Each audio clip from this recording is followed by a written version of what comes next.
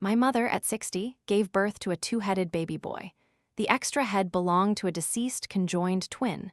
Yet, she was incredibly excited, proclaiming that with two heads, her son was sure to become a genius.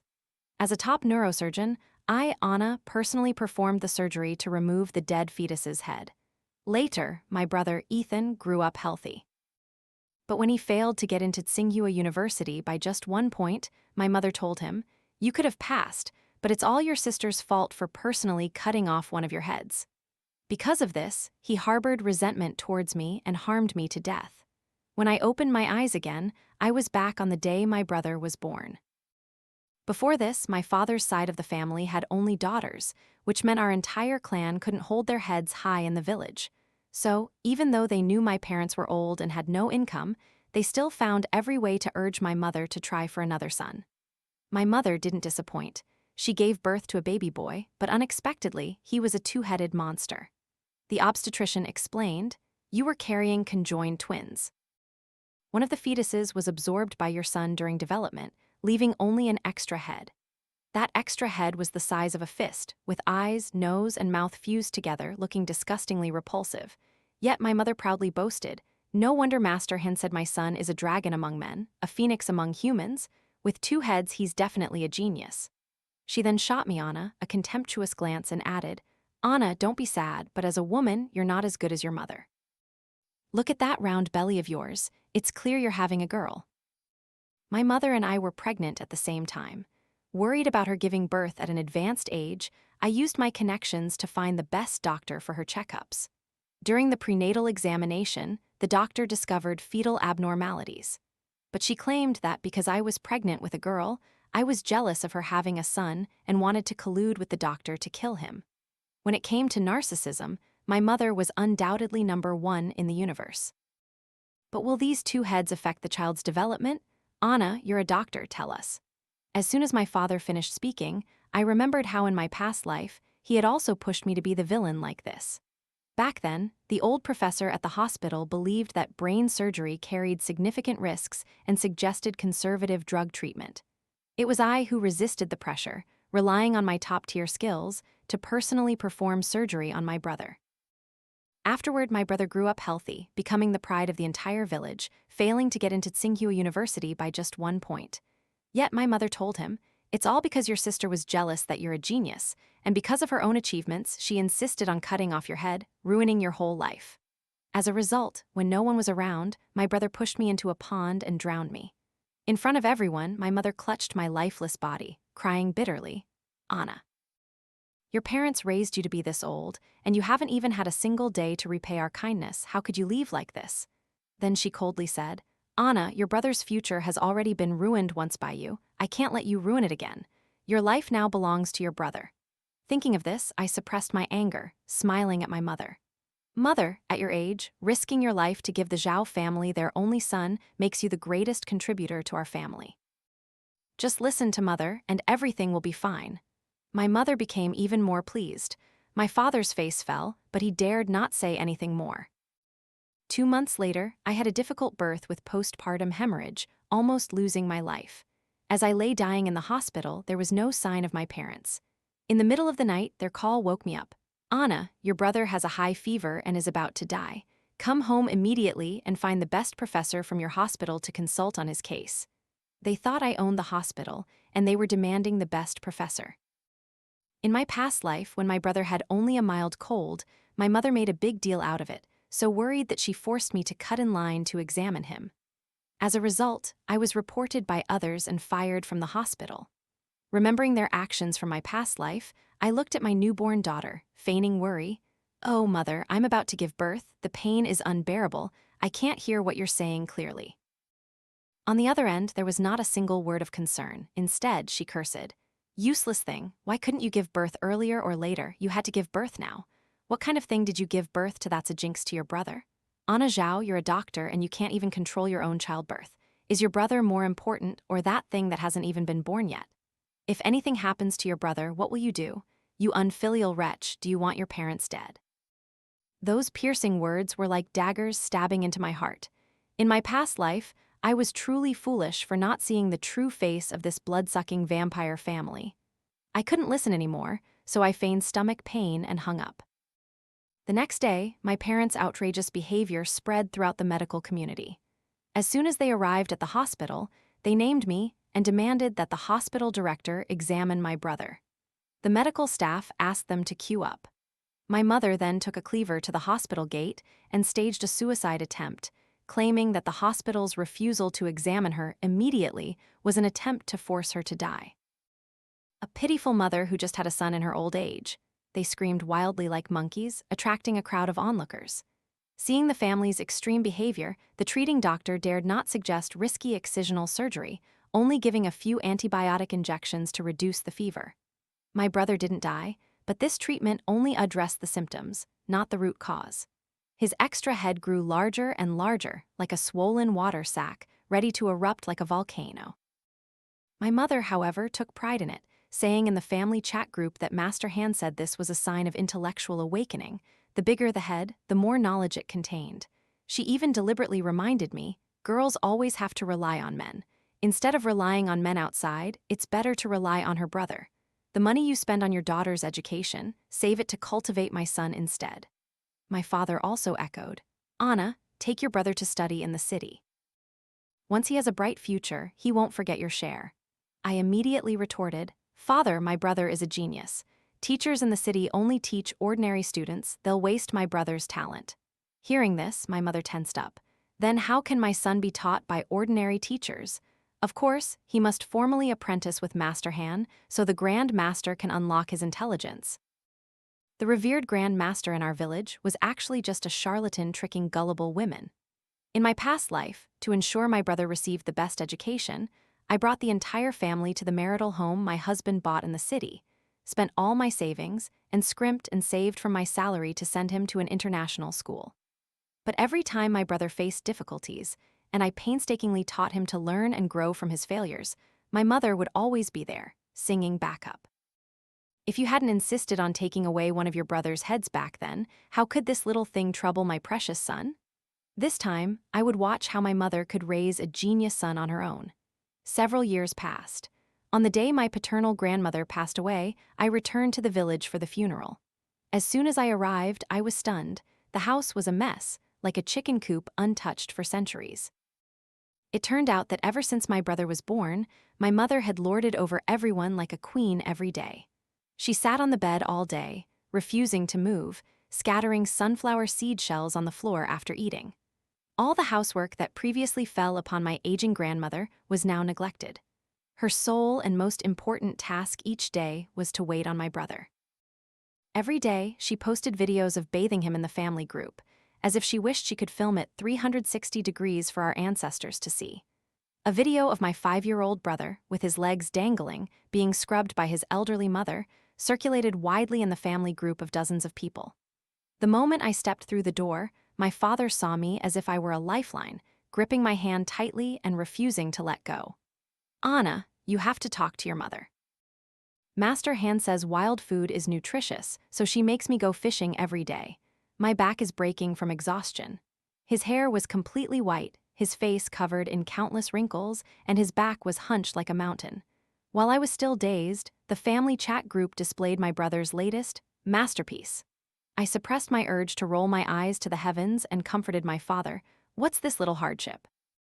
My brother has 2 heads. Later, he alone will earn double to support you too in your old age.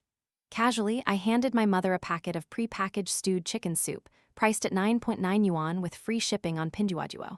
She was overjoyed, then glared at my father. Look, Anna even knows to buy nutritious food for her brother. You're a father and you can't endure this little hardship for your son? Turning back, she pinched my father's ear and ordered him to go catch field frogs. I was about to sit down when a weak voice called out from behind me, Sister. Turning my head, I was so scared I fell to the ground. My brother's extra head, which was once the size of a fist, had grown to half the size of his real head. He was gaunt, his skin sallow, and a large growth on his head, like a lollipop, made him unstable on his feet. That necrotic tissue had drained him of all his nutrients. He weakly tugged at my clothes with his small, emaciated hand. For a moment I softened, but in my past life he had pushed me underwater. I struggled for 2 minutes. With my last breath, I begged him, don't let my daughter lose her mother. But he never let go. Thinking of this, I immediately flung his hand away and sneered, "My dear little brother, take your time and enjoy this life." My brother turned 6, and going to school marked the beginning of his nightmare. He carried the reputation of a child prodigy but couldn't even finish his homework. A 6-year-old child already had self-esteem, and the more my mother praised him, the higher her expectations became. Faced with the outside world's skepticism, he developed an inferiority complex. He couldn't do his homework, was embarrassed to ask teachers, and resorted to secretly copying from his deskmate. His kind deskmate helped him with the answers, but inadvertently pricked his fragile self-esteem. Other students, seeing him unable to do such simple homework, immediately ridiculed him. "Aren't you Master Han's favorite disciple? Didn't he say you were a once-in-a-century child prodigy? A prodigy who can't even calculate 1 plus 1, that's truly rare. What kind of prodigy? You're just an ugly two-headed monster. Only your mother sees you as a treasure." First graders spoke without restraint, crushing my brother's fragile self-esteem. Ethan, enraged, stood up and forcefully pushed his deskmate, but due to his extreme frailty, the recoil sent him tumbling to the ground. When my mother found out, she immediately went to school to cause a scene. The homeroom teacher was a young educator. She kindly advised my mother not to spoil her son too much and to take him for treatment soon. My mother, however, slapped the teacher. "Do you people deserve to be teachers? Are you discriminating against my son because he looks different? In the future, when he gets into Tsinghua University, think of how much publicity and benefit that will bring to your shabby school, and yet you treat him like this." All the subject teachers were speechless. They showed my mother Ethan's report card. "Mrs. Zhao, you should face reality. With your son's academic performance, even getting into a vocational high school would be a challenge." My brother wasn't without potential. In my past life, coupled with my diligent tutoring, he achieved such university exam results. But in this life, affected by the extra head's impact on his development, coupled with his appearance complex, he became a quail, only hiding behind his mother. My mother had overly high expectations for her son, hoping he would make her own useless life brilliant. She'd rather believe that the school's exams were rigged, that hundreds of students cheated, than let her illusion shatter. After that, no one at school dared to talk to my brother anymore. He sat quietly alone in the back corner of the classroom, watching other students laugh and chat. While other children gathered to play in the schoolyard after class, my brother immediately ran home, cowering in his dark room, refusing to see anyone. Yet, my mother remained immersed in her dream of a genius son. She was completely oblivious to his longing for social interaction and continued to brainwash him. "Don't play with those useless people. Just listen to the Grand Master and recite many enlightenment incantations. Later, you'll be their boss and more famous than them." Unexpectedly, my brother truly became famous overnight. In the year he was in 6th grade, the National Youth Cultural Association organized a nationally renowned literary competition. My brother's work won first prize. He had written about his suffering in poetry and prose. Every word, every sentence was the passionate voice of a genius teenager. He expressed the misfortune of enduring illness, his resilience, and his quiet endurance when bullied by those around him. A mere 12-year-old boy wrote essays that moved countless readers to tears. In just one day, hundreds of bloggers on Douyin promoted my brother's essay. Each video garnered hundreds of thousands of likes. Online, people compared him to Van Gogh and other misunderstood geniuses. My mother became even more emboldened. She even started a live stream, tears streaming down her face, accusing the school teachers of judging her son by his appearance and personally attacking him. The meaning of education is to bring light to people, yet these teachers are so pragmatic, pushing my son into darkness. They judge by appearance, despise my son for his special looks, and deliberately isolate him. My mother twisted black into white, turning the homeroom teacher's advice to get my brother treatment into an act of discrimination against his appearance, forcing him to get plastic surgery. She attacked the nation's exam-oriented education system, which only focused on scores, thereby stifling literary geniuses like my brother. In the eyes of netizens, she was a simple, pitiful rural mother speaking up for her son. A good mother doesn't criticize her child for being ugly. She believes in her child even when everyone else doubts them. If I hadn't died once and known my mother's true colors, I might have been fooled by her too. She even hinted that my brother's deskmate was the daughter of a prominent factory owner in the village. The school had taken money from that father, so they condoned his daughter bullying my brother. She and other classmates pushed my brother to the ground and broke his nose. The photo of my injured brother truly made me admire her. She was indeed a world-class Photoshop master and the village's queen of fabrication. The villagers, who typically loved to fawn over superiors and trample on subordinates, coupled with Master Hand's exaggeration, claiming he had long predicted my brother was a genius whom others simply didn't appreciate. The students and teachers in the village were all put on blast, having their information hunted down and subjected to cyberattacks. To prevent the situation from escalating, the homeroom teacher voluntarily took responsibility and resigned. She was kind-hearted but lacked experience in dealing with evildoers. She took full responsibility, saying that she hadn't done a good job of guidance and that it had nothing to do with the students, but tragedy still struck. My brother's deskmate was originally a radiant, beautiful girl. After the cyberattack, a mentally unstable person who had been burned in a fire empathized with my brother's situation. His hatred for the rich and beautiful found an outlet in the girl. Taking advantage of school dismissal, the mentally ill man abducted the girl right at the school gate. In front of everyone, he hacked her more than 10 times. Although stopped by school security and not critically wounded, her face was disfigured. The girl couldn't bear the shock and collapsed. The children who witnessed the bloody scene were also terrified into a stupor. Even with the situation escalating to this extent, the main culprit, my mother, still received sympathy from the online community. Public opinion mostly condemned lax school security, and some extremists even said the girl deserved to experience discrimination for being ugly. People always hold unrealistic illusions about the weak, believing them to be utterly pitiful, never considering that their suffering was self-inflicted. I truly didn't want innocent people to be implicated any further. I called to advise my mother to stop. She, however, mocked me. "What's wrong? You gave birth to a useless daughter, so you don't want to see my son succeed?" I intended to use my brother's medical records to warn her, but she turned to threaten me. "If you dare stand in my son's way, I'll make sure you die." Indeed, as soon as she realized she could rely on my brother, she immediately revealed her true colors, indifferent to my life or death. But this series of actions by my mother didn't seem like something her own mind could have conceived. I vaguely felt an invisible hand pushing things from behind.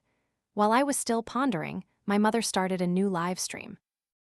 In the comments section, someone pointed out my brother's condition, saying there were similar cases of conjoined twins abroad, leading to one body having multiple organs. There were voices of doubt that this wasn't a two-headed genius, but my mother claimed that my brother's current literary prowess was due to his larger brain capacity, allowing him to memorize classic works he had read.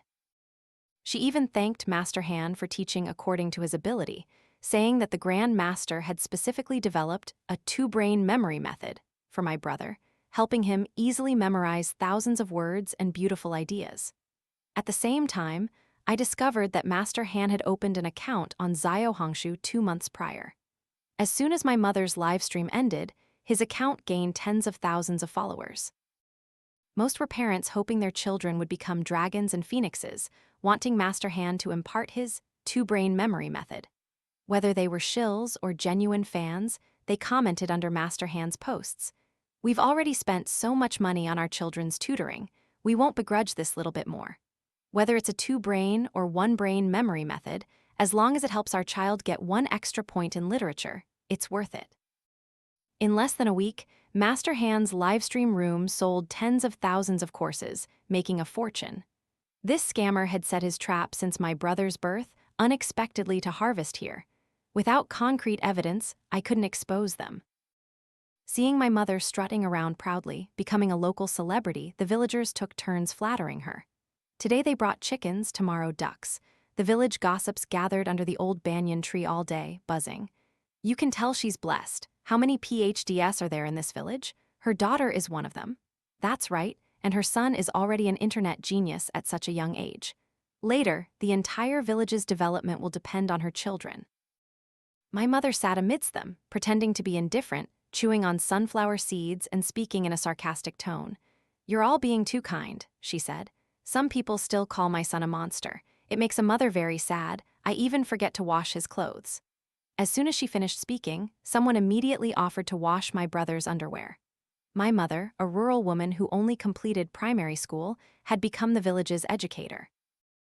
Every day, she posted over a dozen updates on her WeChat moments and Zio Hongshu, with sayings like, "A child with talent from a young age already possesses wisdom. The greatest credit for a child's intelligence belongs to the mother. Anyone can suffer, but not the hope of the entire family.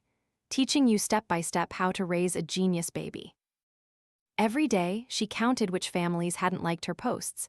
Then in the village gossip chat group, she led the old women in criticizing their private affairs. A person who had been looked down upon for half their life now, with a little power, wouldn't let even a tiny slight pass. My mother enjoyed such triumphant days for several months, until she received a subpoena from the court. Then, she fell straight from heaven to hell. The father of my brother's deskmate, ever since his daughter was injured, had sworn to avenge her. He bankrupted himself and finally found the ghostwriter for my brother, along with damning evidence. It was Master Han who had found someone to ghostwrite for my brother to participate in the literary competition. My brother's pitiful image, a boy treated unfairly because of his strange appearance, was all fabricated by Master Han's marketing team. They didn't hesitate to bleed innocent people dry to profit from irrational parents. When the lie about the child prodigy was exposed, Master Han had packed his bags and fled early. Parents who had purchased the two-brain memory method course from Master Han all came to my house, demanding my mother return their money. They surrounded my house, some rolled up their sleeves and cursed my mother as a fraud, while others stormed into the house and seized belongings to settle debts. My mother's face was pale, all her former glory gone, her whole being like a flower wilting from lack of sunlight. She repeatedly insisted that my brother was indeed a genius, and even threatened to send lawyers' letters to sue those spreading, slanderous rumors. "Please believe me," she pleaded. "I will definitely investigate these false rumors to prove my innocence." But not a single person present believed her. Rotten eggs and garbage flew at her. She couldn't dodge in time, her hair disheveled, her face smeared with blood. To this day, she still refused to admit she had been exploited by that Grand Master. She frantically hid in the house, clutching her son tightly, afraid that if she let her guard down for even a moment, people outside would take him away. They demanded my parents pay several million in compensation before they would withdraw their lawsuit. My parents then targeted me. When they called, I was teaching my daughter her homework. My mother completely changed her attitude, no longer using her previous "go die" tone, but sobbing and begging me. "Anna, you have to save your parents. You can't just stand by and watch us go to jail." I shrugged, feigning helplessness. "Mother, I'm a doctor. Where would I get that much money?" My mother choked for a moment, then cautiously said, "Don't you and your husband have a house? Just hide it from him, secretly sell the house. Treat it as if our family is borrowing from your in-laws." My blood ran cold, and anger surged to my head. This house was bought by my husband with his own money before we got married. He felt sorry for me having such a biased maternal family, and to give me a sense of security, he added my name to the property deed. In my past life, I was too foolishly filial, only thinking of helping my maternal family. Relying on my husband's indulgence, I repeatedly asked him for money and even used our living expenses to support them. Because of this, we argued to the point of almost divorcing. Yet, after I died, that maternal family not only failed to treat my orphaned daughter well, but also forced her to drop out of school early to marry her off, using the bride price money to start my brother's business. I had stubbornly sought my mother's love, thinking that if I just sacrificed enough, she would understand that a daughter could also be her support, and would treat me well. The result was that I myself became an irresponsible mother. In this life, I absolutely could not let this blood-sucking vampire family harm my real family. I let out a cold laugh. "Both of you are retired now. At this age, how will you pay off your debts? By sacrificing your lives? I'm afraid your lives aren't worth that much money." I used to always obey my parents, but now, if I just argued back once, she would immediately fly into a rage. The voice on the other end of the phone rose 8 octaves. "Anna Zhao, you unconscionable beast, we're family. When there's trouble in the family, of course you bear some responsibility. What are you calculating? We raised you. The moment there's trouble, you just shake your ass and leave? You're truly heartless." I had considered them my closest relatives, putting everything ahead of them, even neglecting my husband and daughter. But my mother just stood by and watched my brother drown me. From beginning to end, they never saw me as family, only as a blood bag to be drained whenever needed. I took a deep breath and said, "Mother, I warned you to stop a long time ago. Take care of yourselves." After saying that, I hung up. But the matter wasn't over. That weekend, my husband was away on a business trip, and I went downstairs to buy vegetables. The weather was too hot, so my daughter, Jayajia, didn't want to come along. I thought it would only be a moment, and she was already in elementary school, so being home alone would be fine. Unexpectedly, my mother showed up at my house. I didn't want adult issues to affect the child, so in front of Jayajia, I still showed respect to my parents and taught my daughter to be filial to her maternal grandparents. My mother said she needed Jayajia for something. My innocent daughter, without any suspicion, went with her grandmother. While buying vegetables, my eyelids kept twitching. When I returned home, the front door was wide open. I called out several times, but there was no answer. My heart was in my throat. Until I received a call from my mother, my hovering heart finally went numb. To force money from me, she was cruel enough to kidnap her own biological granddaughter. Such ruthlessness, it seemed she had decided to turn her back on me. My mother threatened me over the phone. "Anna Zhao, if you're heartless, don't blame me for being unjust. If your father and I hadn't supported you to move to the city, would you be living in such a nice house? Your brother is just temporarily down on his luck. I told you to sell the house to save him, and he would repay you double later. But you refused. If I don't get the money, I'll sell this useless girl into the mountains for cash." I recorded every word she said and called the police. When the police found her and Jayajia in the village, she still pretended. What's kidnapping about a grandmother taking her granddaughter out to play? She then started her act of crying, causing a scene, threatening suicide, rolling on the ground complaining and saying how pitiful she was. Raising a daughter, not only did she not give the family a single penny, but she also slandered her false mother. It wasn't until I played her phone recording in front of everyone that the villagers pointed fingers at her, each wanting to kick her. This shrew really disgraces our whole village. What kind of educator is she pretending to be? Her son is a fraudulent monster. Now she won't even acknowledge her daughter. You're a miserable failure as a mother. Let's see who'll arrange your funeral. My mother covered her face and cried bitterly. My father was so ashamed he didn't know where to hide his face, wanting to pull my mother home. Just as my mother was about to argue verbally with the crowd, my brother rushed into the group, screaming, "Lyra, I hate you. You've ruined our whole family." With that, his emaciated body lunged at my mother. The entire courtyard fell silent, all eyes fixed on my mother. My mother froze, like an ancient tree suddenly uprooted, losing all spirit. Her entire body collapsed to the ground. My brother was livid, his veins bulging, his eyes popping out. He opened his mouth to say something, but the next second, his extra head suddenly burst open. His extra head had already grown to the size of a normal head. Its delicate scalp exposed blood vessels, and the brain tissue inside was almost visible. It was swollen and oozing pus from necrotic tissue. Blood gushed out onto the ground, mixed with yellow pus, both foul-smelling and repulsive. Everyone watching instinctively covered their noses. My professional instinct as a doctor made me immediately rush forward to stop my brother's bleeding.